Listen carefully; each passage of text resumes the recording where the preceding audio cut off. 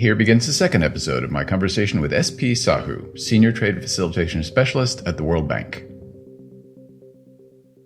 Understood, SP. As you've said, digitalization of trade is a part of your professional skill set, part of your professional competence. And you've also been active in promoting the WCO data model. Could you explain what a data model is and why it's important to have it defined at a global WCO level? A data model is essentially a structured framework that allows data to be stored, managed, and exchanged in an organized manner. Like it's ensuring that all of the computers that are engaged in international trade speak the same language and exchange and understand the data in the same way. Otherwise, the data exchange becomes meaningless. Now, you might imagine that, the different computer systems developed in different geographies will treat trade data in very different ways. However, since the early 80s, the global institutions, particularly the UN and the WCO, came together to standardize the information that computers capture from the trade and computers generate for the trade, and that for computers to talk to one another, there needs to be a common language, and that's what a data model is all about. And the World Customs Organization actually developed its data model in consultation with not only customs and other government agencies, but a range of traders, trade associations, and other international organizations, and produced what is essentially a standardized set of information that is standardized globally. Data typically is generated in the country where the goods originate, and then they move on the transport systems, and then the goods move to the final destination. And the data involved in the trade transaction, the transport transaction, and the regulatory aspects, all of them need to be standardized and harmonized. And unless they are harmonized, there could be multiple problems and burdens of, retyping of data, translating of data, etc. And all of those add to costs. From a single window perspective, when we spoke about the WTO TFA and the single window, all of the trade-related information and documentation can be submitted at one point, which means that you need a template to harmonize the information that the single window receives. And here, the data model plays a super important role. It allows for the efficient sharing of data among all the relevant government agencies. And this dramatically simplifies and speeds up the import and export processes, and thereby it reduces costs and time for the trade. So you can understand, therefore, that the WCO data model, although it's a very technical thing, is a key instrument in promoting the speed and efficiency of trade by joining up IT systems that deal with international trade at a global level. Fascinating, SP. You speak of speed and efficiency and harmonization and standardization, and these seem to be kind of key themes of earlier work that you did. Could you tell me a bit about this experience from your perspective and how you went about implementing this single window? Right, Tom. That was back when I was working with the government of India and working on the single window project in India was indeed a highlight in my career. And in this project, the aim was to streamline trade-related processes and actually required strong collaboration between multiple government agencies and also close association of the trade and industry associations. So with the help of these partnerships, the project was driven through an implementation process with guidance from the highest levels in the government, and that really facilitated the whole process. Now, the single window was launched, but that was not a stop to the improvements that were set. In fact, the single window project itself laid the groundwork for a series of improvements that that took off from there, and there were many hands that played a part. The crucial thing is that single window is not a one and done project. It actually evolves over a period of time with new features added periodically to ensure that the system remains responsive to the changing needs of the government and the business, and keeping trade facilitation objectives at the forefront. And my colleagues back in India have taken the single window further ahead with many more features added to it. Tom? SP, could you say a few words about the single window's functionality and its value for business and trade in India, as well as its value for the trade supporting bodies? The core functionality of the single window actually is based on some principles that the declaration should be integrated. There should be a single declaration for border release instead of, paperwork being submitted separately to different regulatory agencies. And then also in terms of improving the predictability, ensuring that the goods don't get examined multiple times. The processes of clearance by agencies happen online and seamlessly, and that risk management systems are applied not just from a customs perspective, but also on behalf of all of the agencies that participate in international trade. All of those things were part of that system, but that was India. But in general, I can confirm that it has also been our experience in other countries where we help implement single windows from a World Bank perspective. This approach of single window has yielded tremendous benefit in terms of predictability and efficiencies, and that the system itself determines which clearances are needed and which agencies need to play a role in that particular trade transaction. This takes a load off of the traders, and it reduces the errors that can arise out of not knowing what clearances are required.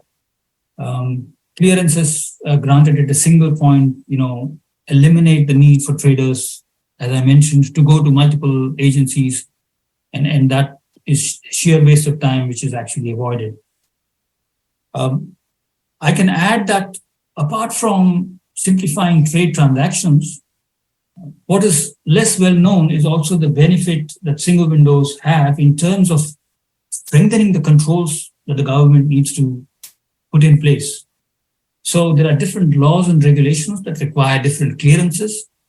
Before a single window is implemented, the officials actually eyeball the paperwork and determine which all clearances are required. And they could know very well, but could also make mistakes. When the single window process is implemented, the process is driven by business rules that are coded into the system, and the system itself makes sure that all of the regulatory controls that are needed are actually delivered, implemented before clearance is given. So this is very, very important from a control perspective. So single windows are really great, but they deal with only the regulatory part. And I must add at this point that there are other systems that the traders need to work with to get goods cleared across borders. Now, I can give a few examples of those systems. For example, the port community systems, or on the airport side, the air cargo community systems, they play a significant role from a business to business perspective.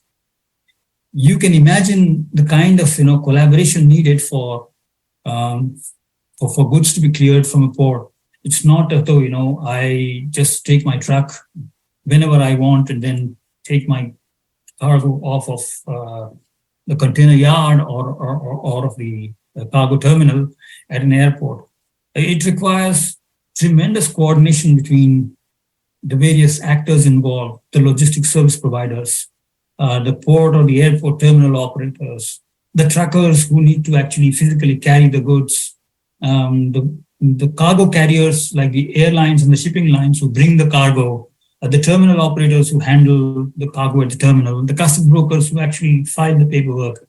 Now, all of these are independent agencies and have their independent processes, checks, controls that need to be, all organized. And the port community systems and the air cargo community systems play a very important and complementary role in clearing goods at the border.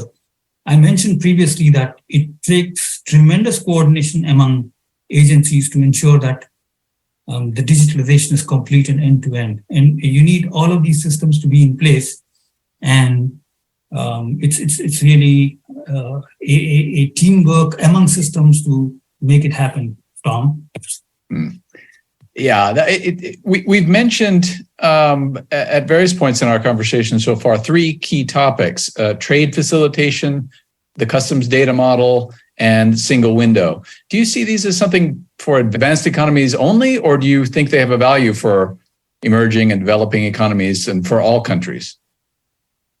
No, I firmly believe that these 3 topics, as you mentioned, they're in fact tools to promote trade facilitation, and they hold significant value for all kinds of economies, be they advanced or emerging. These are universal truths, and therefore they find a place in the WTO, TFA, and the other international instruments. And they all are aimed at efficiency and transparency. In fact, I would go a step further to argue that they are more beneficial to small countries and developing economies because they are otherwise burdened with legacy inefficiencies arising from their state of development. By simplifying and streamlining trade procedures, they can make it easier for countries to integrate with global trade networks, and that can, act as a fillip to the growth of their economies. That's a very important point. That some of the technologies we're talking about, they sound sort of space aged and advanced, but they are arguably even more valuable for developing countries and emerging economies than they are for developed countries. Broadly speaking, jump a little bit here. Broadly speaking, what is the World Bank's role in fostering customs innovation? I mean, helping to discover and apply new technologies, data tools, and management approaches. That's a very good question. In fact, innovation is one of World Bank's core values. We encourage the learning and adaptation to find better ways of doing things. So it plays a vital role in fostering innovation by providing both technical and financial support to countries to help discover and implement new technologies. We, of course, have a very strong method of evaluation of projects. We do proper technical evaluations, but we do encourage modern approaches, including modern management approaches. Furthermore, what we do is that we encourage knowledge sharing, which means that once something is discovered, we have these peer-to-peer contact programs which allow for sharing of innovation and good practices globally. Yeah, well, obviously, for this project, PenCP, and for other large-scale multidisciplinary EU Horizon projects, knowledge sharing, creating of platforms for sharing of knowledge is fundamental to their mission. Are there, how important do you think these multidisciplinary projects like PenCP, Parsec, Melchior are in the process of creating a knowledge sharing and innovation centric environment? And are there other EU customs innovation projects that you're aware of? How do you see the value of such projects? Tom, I mentioned that the World Bank Group is dedicated to the learning and adapting and innovation is one of our core values.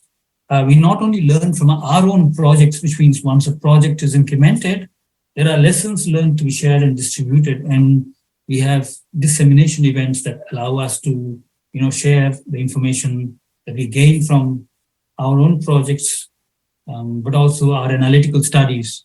And we share innovative ideas globally, but also we keep a close eye and a close watch on innovation and innovative developments that are relevant globally. And you mentioned EU. The EU most notably has been pioneering in this space with a series of research projects. And the research projects go for over 15 years, I think, that are aimed solely at the supply chain management process.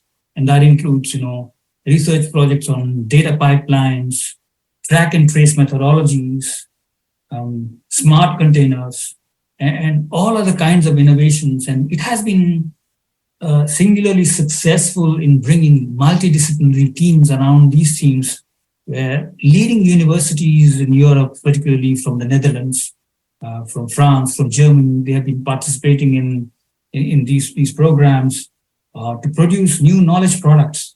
And those knowledge products have been super useful and inspiring in promoting innovation. And we are looking very hopefully to at their latest venture under the EU Horizons project. It's called the Epicenter project, and that it's one of those where there's a lot of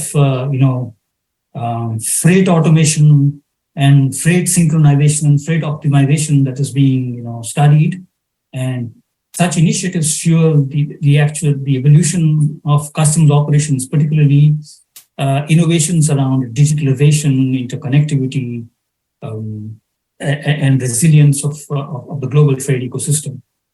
Again, the ways in which these your work, your background, your current work, and these different knowledge sharing platforms interact or should be interacting is a very exciting prospect. The customs mission is often described, and we've talked a lot about facilitation, but the customs mission is often described as a delicate balance between facilitation and control, or ensuring that harmful goods don't cross borders, while at the same time ensuring the facilitation of global commerce. What are the best ways to strike this balance according to the thinking of the World Bank? And what are the key roles that the World Bank plays in this balancing act? So, it's a dual mission for customs, control and facilitation, and there's a delicate balance to strike. And it's for the countries to strike that balance. Control is more important from the perspective of protecting security, protecting health, environment, and so forth. But facilitation is also important, and control objectives can be achieved by also promoting facilitation, and the two go hand in hand.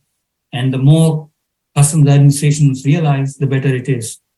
And in terms of the World Bank's approach, efficient customs performance is often linked to improved enforcement capability, and that makes trade safer and smoother for all parties involved. To strike a balance between the two, we offer a variety of assistance measures. We fund the acquisition of advanced technologies such as X-ray scanners, handheld devices for chemical detection, also radiation detection, and many other devices that can dramatically improve speed of processing, but also enhance the customs ability to detect harmful goods. In addition, what I can say is that we support a range of border management initiatives by helping countries acquire and put in place equipment at the border crossing points to enable customs controls through what are called technical means of customs control, TMCC as they call it at the WCO. So these are all equipment that help customs officers perform their job better and faster. So we also help customs administrations set up remote control centers. I spoke about digitalization as a comprehensive process.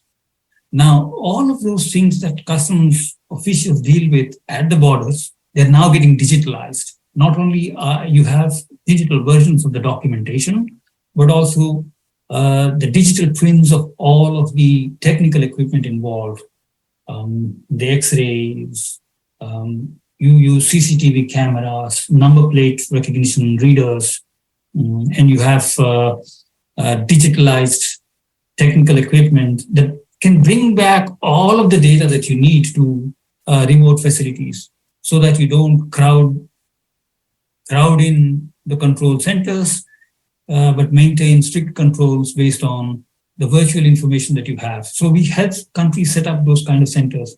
Now, there's a very interesting concept called the targeting center, which customs administrations are increasingly building these remote situation center oriented facilities, where there are, these large video walls and screens that constantly, receive information from the field officers, and then they can take a strategic view of controls that they need to implement on the ground that are tied up very strongly to the risk management systems. These are called targeting centers.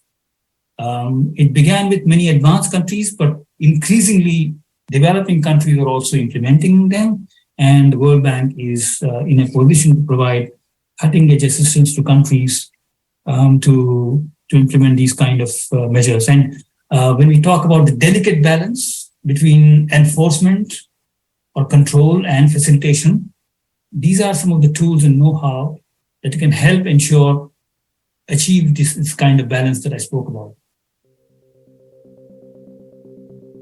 This concludes the second episode of my conversation with SP Sahu, Senior Trade Facilitation Specialist at the World Bank. Tune in next week for the third and final episode of our conversation. Thank you.